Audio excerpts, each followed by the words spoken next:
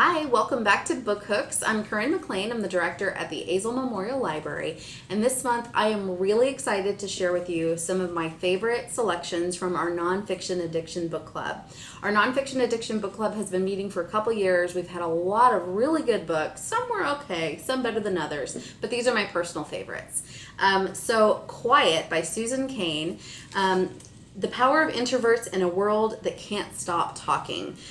This book is fascinating because Susan Cain, who is actually quite famous for doing a TED Talk that was really good, she's written a book, How Society Undervalues Introverts.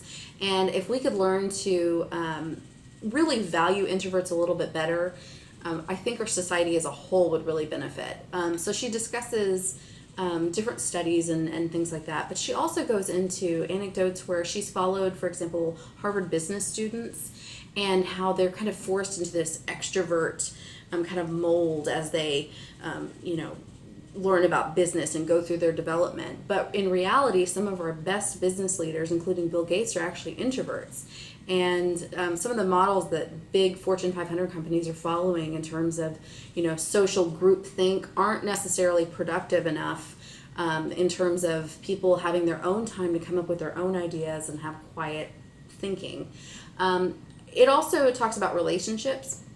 And so this, I think, would be beneficial to both introverts and extroverts because it helps put a little more perspective on what it's like to be an introvert and how you can adapt and relate better to people who are extroverts. So people, I know from my own family members, we have some strong extroverts and introverts, and they just don't understand each other. So I think this could definitely help smooth some wrinkles and give people a better idea of what it's like to be a little bit of an introvert.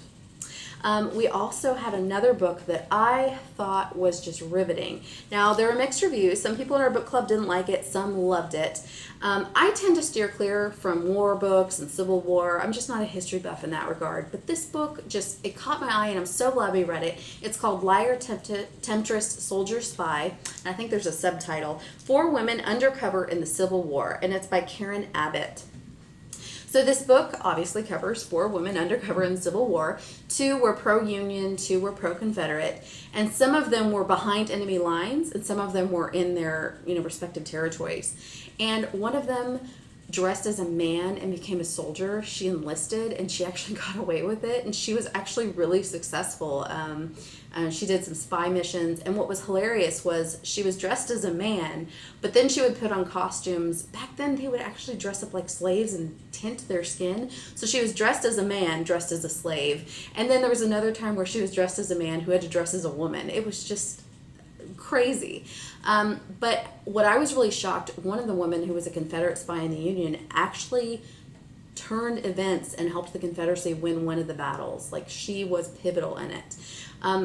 One woman in here who was younger, she flirted with all the Union soldiers who were in the South and, got information and then would spread it back to the Confederates. And she was conniving as all get out. It was just fascinating. Another woman was captured with her daughter, and they were put into a Union prison. And the things that she learned and saw and did there, just riveting. In fact, I did the audiobook version of this, and the narrator was excellent. And it was just enough Civil War information that I really learned a lot, but I didn't get bored once. And that was Liar, Temptress, Soldier, Spy. All right, the next one, again, I'm not a history buff, but we read this one, and I thought, okay, it sounds all right. I don't know much about him.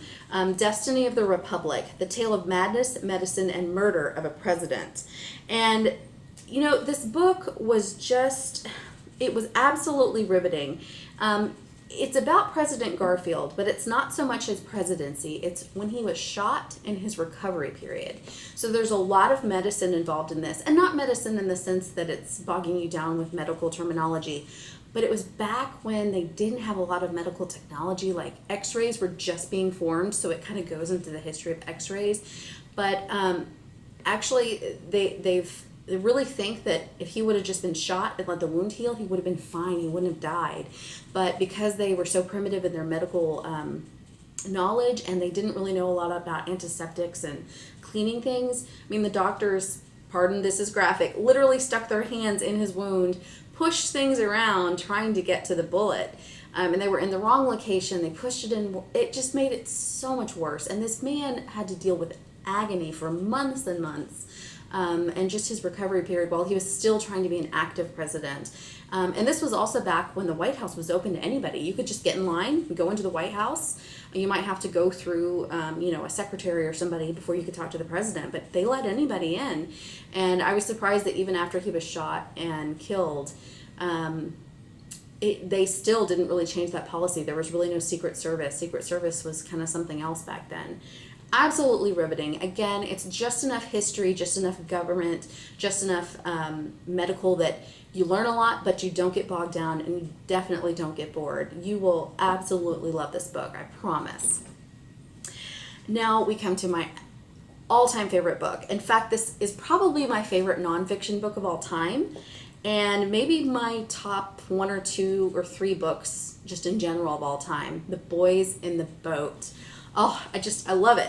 It's 9 Americans and their epic quest for gold in the 1936 Berlin Olympics. And it's by Daniel James Brown.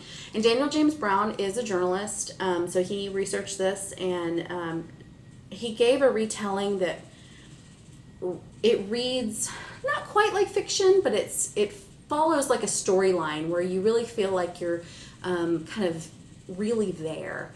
He doesn't just give facts and figures. So there's actually like multiple plots in this book. So the main character, it talks about his childhood and early years during the Dust Bowl, right after the Depression, during the Depression, and his struggle and how he actually made it to college. And of course he had to struggle to stay in college, so he joined the rowing team for a scholarship, and he had never rowed before. And rowing, I think, is a sport Americans especially don't know much about. And you can see on the cover there's the really long boat, and there's all the rowers right there. And so it talks about rowing and the mechanics of the boat and how it works. And I don't care about sports. I don't care about rowing. And I thought, oh, a book about rowing, who cares? But it was fascinating. Oh my gosh, it was riveting. And especially when you get into the races and they explain how they work, and you're just cheering for them. Oh, it was amazing. But during his summers, he had to earn money. So he actually went and worked on the Grand Coulee Dam. And it talks about kind of the shanty town that was built by all the workers there. And he was still young enough that like he couldn't drink or anything, but they had, places of ill repute in that area. So there were some fun little anecdotes and stories, and it was just, it was fascinating. But at the same time, during all of this, you also learned about his family and his girlfriend and all these other people and what their lives were like in that time. But it goes over to Germany. And so this is the beginning of the rise of Hitler. Nazis had started to kind of gain popularity, but they hadn't really done anything too crazy yet. They were just trying to build up this image that Germany was great and the Nazi Party was great. And they knew the Olympics were coming, so they tried to clean up their towns and cities and make everything look just perfect. So when the Americans actually went, and other people around the world, to kind of check out Germany, make sure it was going to be okay. They'd been hearing rumors about this Nazi Party, and they thought, no, this place is great. The Nazi Party sounds very friendly. So they had the Olympics there. And I won't tell you the ending because your heart will you'll race. I remember I was listening to the audiobook, I was driving home, and I had to pull over on the side of the road for the last race because I knew how it ended. They get the gold, it's on the cover of the book, but you're just like, how are they going to win this? But what's really neat is while they're there, the rowers themselves you get their perspective on what Germany was like, and then after the Olympics, how Germany just drastically changed.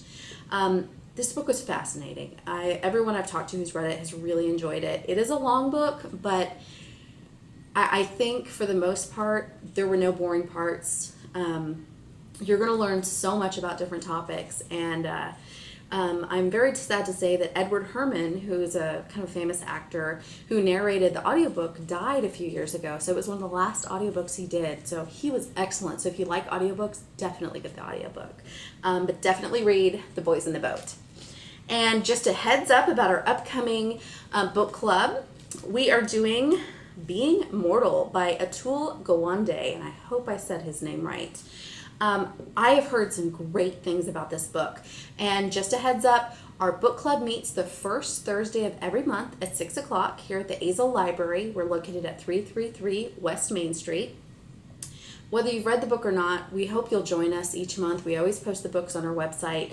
This one in particular is about kind of end-of-life care and how we focus too much on safety and medicine and doing the right thing for the patient versus what's really right. Let's talk about human care and comfort, and let's remember that people in nursing homes and end-of-life care are still human and they still need enjoyment and pleasure in their life.